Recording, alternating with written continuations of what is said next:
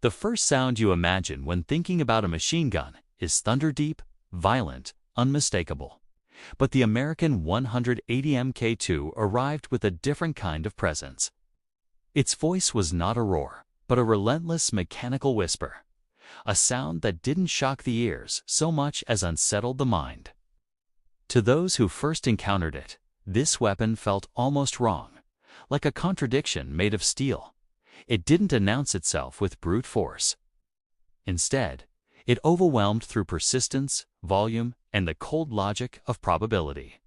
In that quiet humming rhythm lay its power, and its story begins not with spectacle, but with a problem that American law enforcement and security planners could no longer ignore.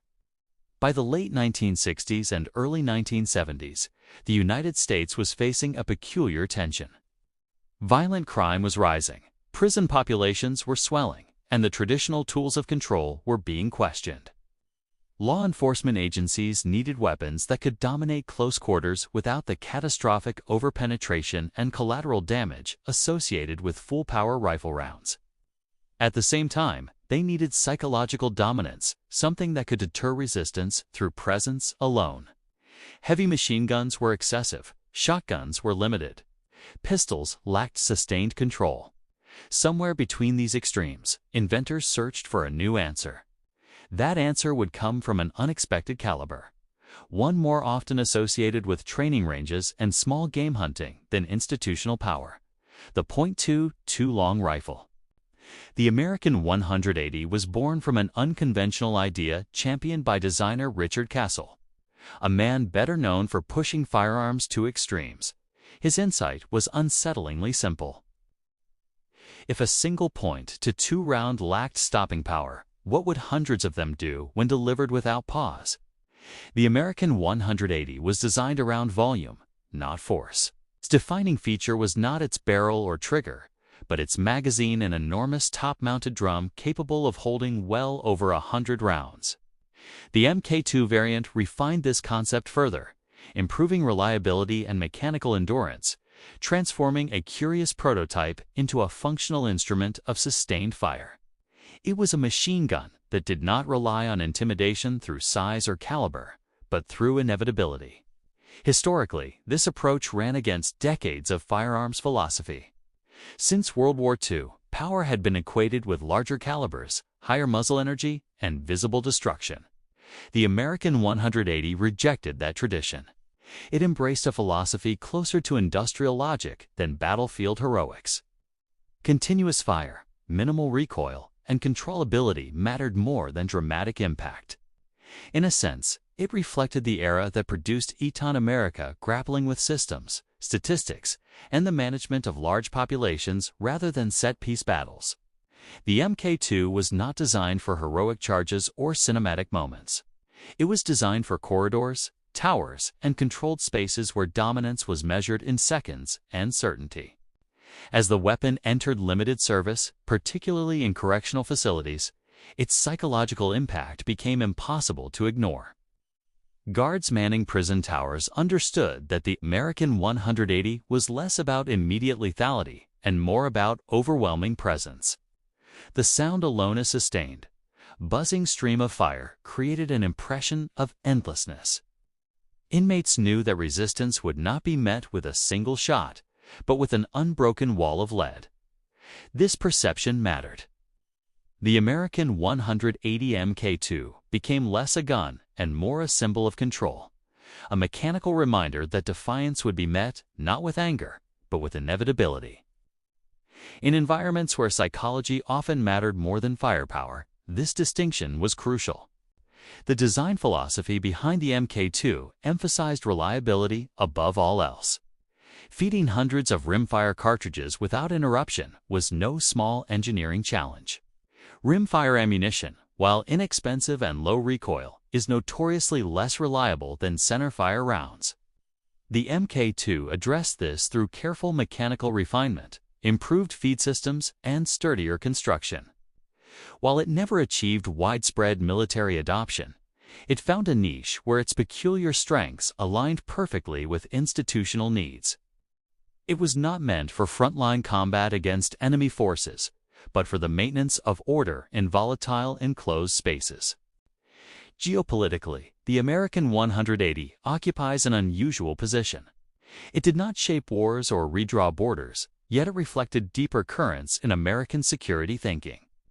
During the Cold War era, power was often measured in extremes: nuclear arsenals, massive armies, overwhelming deterrence. At the domestic level, however, power became quieter, more procedural. The American 180 MK2 mirrored this shift. It represented a move toward controlled dominance rather than explosive force, a recognition that modern security challenges were as much about managing behavior as defeating enemies. In this way, the weapon becomes a lens through which to view a broader transformation in how power was exercised within American society. Critics of the American 180 often focused on its caliber, dismissing it as underpowered or even gimmicky. Yet this criticism missed the point. The MK2 was never about individual shots. It was about sustained pressure. In controlled environments, the ability to maintain continuous fire without significant recoil allowed operators to keep targets suppressed with minimal physical strain. This changed the relationship between shooter and weapon. The gun did not demand strength or aggression. It demanded steadiness.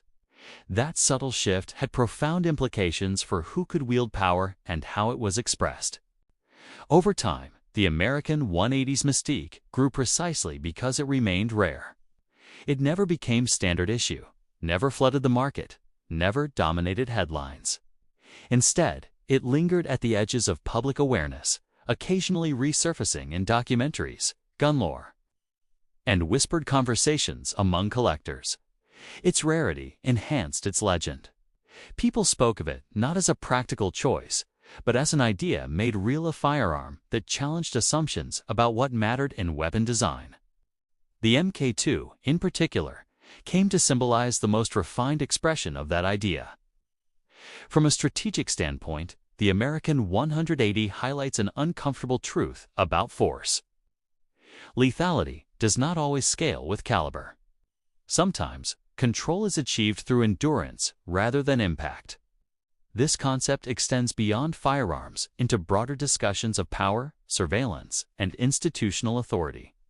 The MK2's legacy is therefore not just mechanical, but philosophical.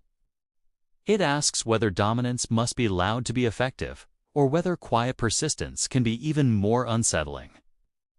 In an age increasingly defined by systems that operate continuously rather than explosively, this question feels especially relevant.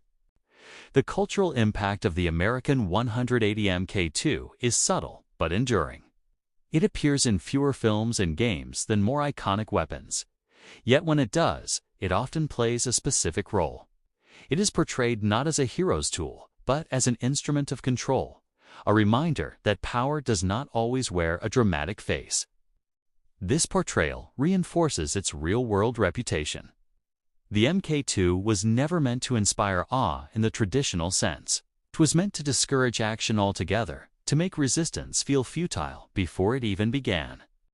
As firearms technology continued to evolve, the American 180 gradually faded from active use. Advances in materials, optics, and alternative crowd control methods reduced the need for such specialized tools. Yet its influence persists in the ongoing conversation about proportionality and purpose in weapon design. The MK2 stands as a case study in tailoring force to context, rather than defaulting to maximum power. It reminds us that every weapon is a response to a specific fear, a specific problem, a specific moment in history. Looking back, the American 180 MK2 feels almost prophetic.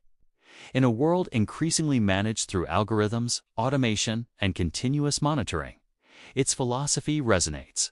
It was a machine designed not for decisive moments, but for sustained presence. It did not seek to end conflict in a single strike, but to prevent it through overwhelming certainty.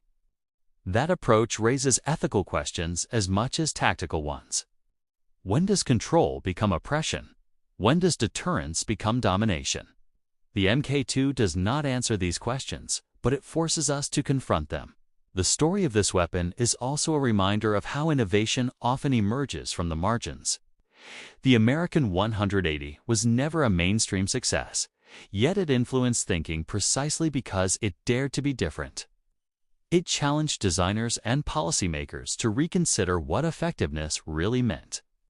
In doing so, it carved out a quiet but meaningful place in the history of American arms.